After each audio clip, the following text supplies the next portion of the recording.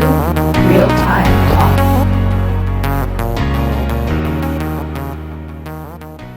So this is Jonathan. Hello, everyone. Hi, this is Brittany.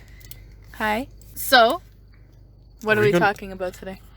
So today we're going to be talking about the Sabbath portion of the Connecting to Life, which is found at the back of each lesson. And to begin this section, it says to read 2 Corinthians 12, verse 7 to 10. All right? And I'll be reading the New King James Version.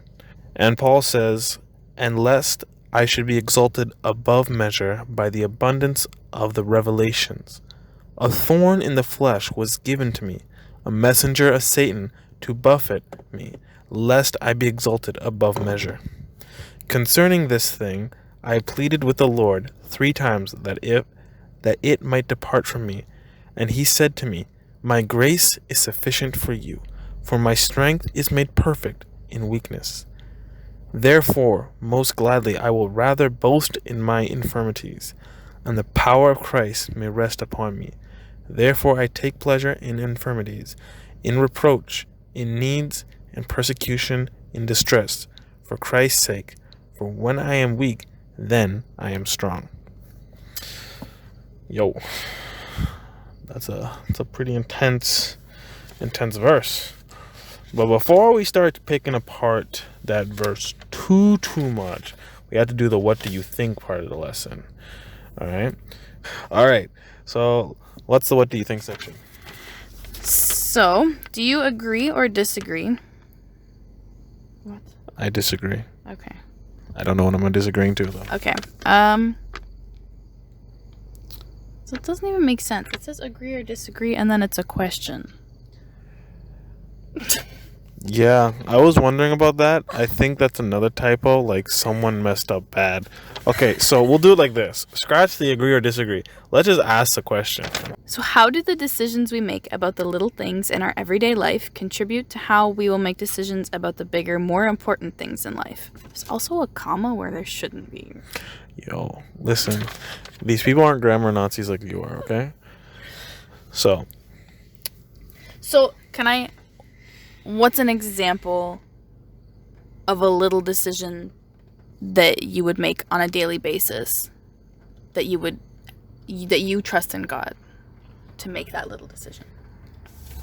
that's a good question. Little decisions that I make in my everyday life that I trust God to take care of. Or just to lean on him. Just not to lean on necessarily him? to take care of. Driving every day. That's one thing. That's like Sit there, I'm sitting there in my head. If I don't say it, if I don't pray before I leave, you best believe I'm praying in my head any single time. The whole way there. The whole way there. The whole way there. Because let's be honest. It's not that, I don't trust my driving skills. I don't trust the rest of the other people on the road. Jesus, thank you for making sure my brakes work. If they didn't, I'd be seeing you very soon. Praying before you drive every time you go to drive. How does that help you make bigger decisions with the help of God? Good question. I wouldn't use praying. Well, you could look at it this way.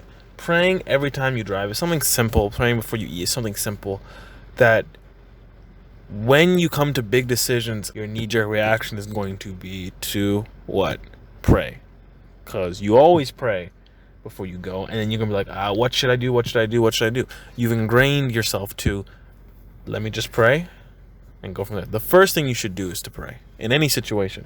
And praying in situations where it's not a life or death situation, it's a little thing like, I should pray before I eat. I should pray before I leave the house. I should pray when I get up in the morning. Those things will start training your mind to okay, first thing, prayer. To remind you to pray for that big decision, right? Exactly. It's like, imagine an athlete getting ready for the Olympics. The little things of actually getting up early, making sure they pick the right healthy options, and, making sure they get plenty of rest, drink their water, doesn't seem like big things. Those are small things for an athlete. But when you finally get to training, if you didn't go to bed on time, you didn't drink your water, your performance is going to plummet. All right? Okay, it may not plummet, but it's going to drop. All right. And if you keep doing that, once you get to the Olympics, because every day you haven't been getting enough water, you haven't been getting enough sleep, you will literally plummet compared to every other competitor who goes to bed on time. Make sure they have the right quantity of water in their body and make sure they get plenty of rest. They're picking the healthy options. They're going to soar past you. So you can look at it on that perspective. I think we should start picking apart the verse from 2 Corinthians 12, 7 to 10. Okay. So what did you think of the verse? I honestly wasn't listening. What? You weren't listening? I can't listen. I need to read it. Okay, so let me try and break down this verse. In essence, Paul is saying, to prevent me from being too prideful and boastful from all the dreams and all the revelations that Christ gave him, that he, all the things he got from heaven that were given to him, signs and wonders, the devil sent a thorn, a messenger, to torment him relentlessly. If you look at Paul's life, he was continuously tormented, whether he was bitten by a poisonous snake, he was put in chains, he was under house arrest, he's led over the wall in a basket because, he had to escape from his life, he was constantly being beaten, thrown in prison. Paul was always going through trials and temptations. And so then he prayed to God. He's like, yo, God, can you help me out? Can you get rid of this thorn in my side? And God pretty much said, listen, my grace is good enough for you. All right? My power and strength is made perfect in your weakness. And so Christ is saying, hey, listen, my power is showing through your weakness.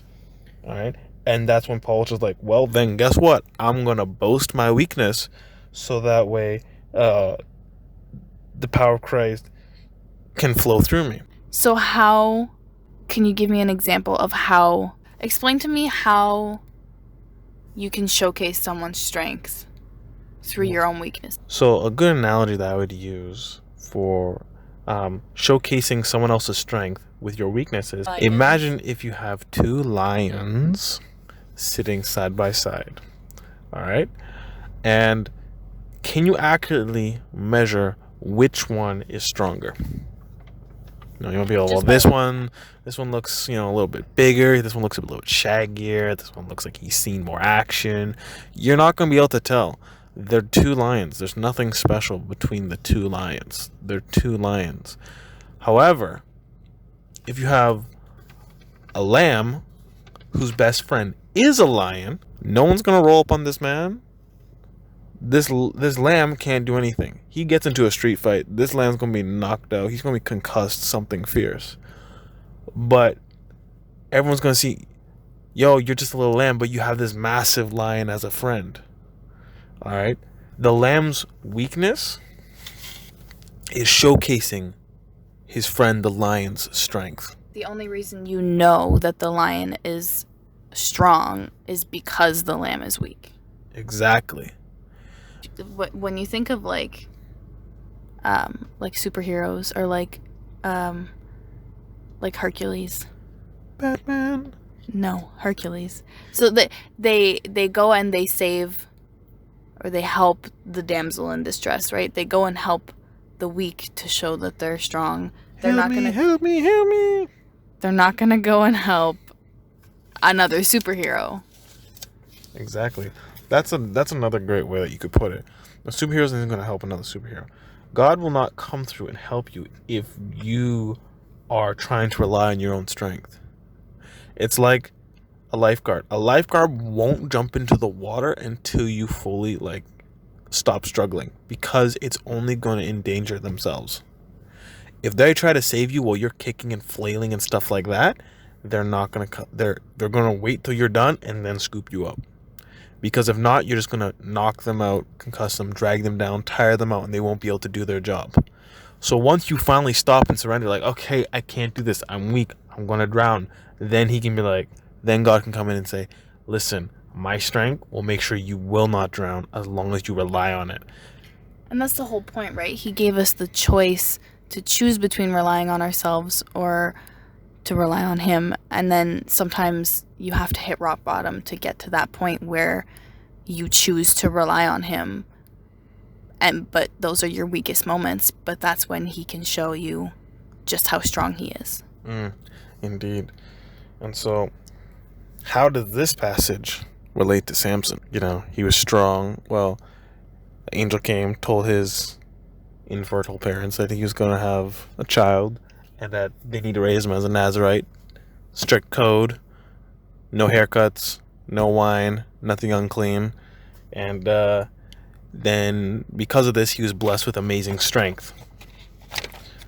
And he didn't follow those instructions. Shacked up with some Philistine women. The last one did him in. And he was tortured. Lost his hair, lost his strength, lost his eyes. And then before he went out, he prayed to God, listen, just let me take out all these Philistines one time. One time, he's brought into the temple where they're all feasting and doing all kinds of foolishness. And then he leans up against the two support pillars, and pushes them down and kills like a bunch of people. And then he died. So the verse talks about showcasing God's strength in your weakness. I think that Samson was lacking in that area. He was trying to rely on himself. And I think that the point here is that there are consequences when you don't rely on God, when you don't realize that when you're weak, you're strong. I believe, we're all guilty of confusing the times when we are weak and the times when we are strong. And the times where Samson appears weak is, when you carefully look at it, is throughout the entire lesson. Physically strong to everyone, but his weakness starts at a very early point in Samson's judging career, when he starts becoming a judge of Israel, a deliverer of Israel. Because like the first thing he goes to his dad and says is like, hey, I want this Philistine girl over there. She pleaseth me. How the man words it. And his dad's like, all right, you serious? You're a Nazirite. You're a Nazirite. You've been chosen by God to live a very strict code way of life. And I think that's a very large decision to make without leaning on God. To choose your life partner. Mm-hmm. That's something that he should have known to pray about, to leave in God's hands. Yeah, to really think about before making that decision. Because like when you make a decision like that, if you're not trusting God to lead you to the right person, your life can be a very long roller coaster of ups and downs that will not be pleasant. And I mean, in Samson's case, it's you see it right away. He didn't ask God to send him the right person, and he ended up with this girl, and she legitimately put him in the worst possible place that he could be. For money. And then he died. Yeah. So in the end, do you think Samson learned what Paul meant in our reading today? I think that in his last moments, he realized it. And I think that in his last moments, he realized that every choice that he made without leaning on God led him to this moment where he finally had to let go and let God take it into his own hands. And unfortunately, that meant he had to die. Mm-hmm. And I know you brought up before the other point about how if God has a plan for you, and he has an A, B, C, D, E. He has every alphabet plus more alphabets. He's got all them alphabets of plans for you. But if you don't follow the first plan, the consequences get bigger with each further plan. And it may be a simple thing of, you're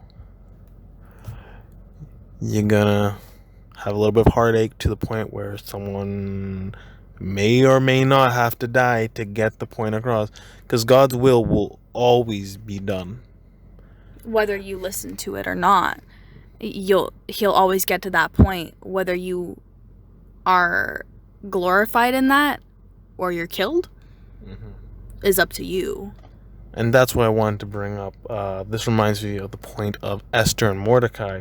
When Esther was queen, and the Haman organized this whole entire decree to have all the Jews killed, and she's a Jew, but she's queen of Persia at the time, and she was like probably doubting, like, I'm not sure what's gonna happen. Mordecai told her straight up, if you do not do this, do not think you will be safe from what's going to happen, because God will choose someone else to save his people, but you were chosen for such a time as this. So he pretty much told us straight up, if you don't do it, he's going to choose someone else to do it, but don't think you're going to get out of the scot-free. Mm-hmm.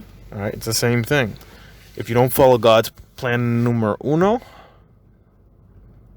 dos will take you out.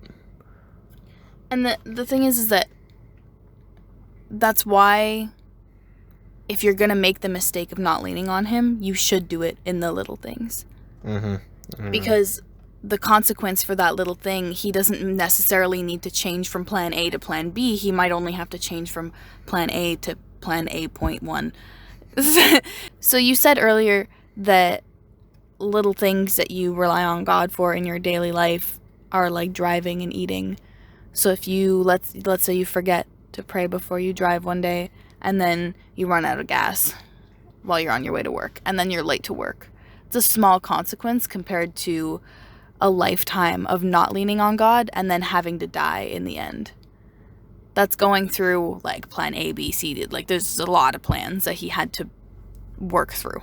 So yeah, that concludes the Sabbath portion of the Connecting to Life lesson. I think we covered most of the points in that lesson. What do you think? So I think that in summary, we realized that by realizing that in our weakness we glorify God, that we should be more willing to trust in him in every decision that we make in our lives, because every little decision that we don't trust in him comes with a consequence, and the more consequences he needs to apply to fix your situation, to get where he needs you to be, just means that you're going to be in a worse off situation than you were in the beginning. Point is, he's going to get where he wants to be, whether you like it or not, whether you want to get through it happy and safe, or in a miserable life trying to run away from him, even though you can't. That's up to you. Cool. So yeah, that concludes Sabbath's podcast. All right. I hope you all enjoyed. A lot of the things that I said today are from a podcast from that I listened to, but I don't remember what the podcast is.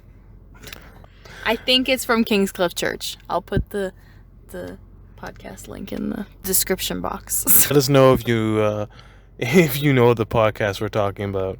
All right, we'd like to give a shout out to you guys. We just don't remember which one it is.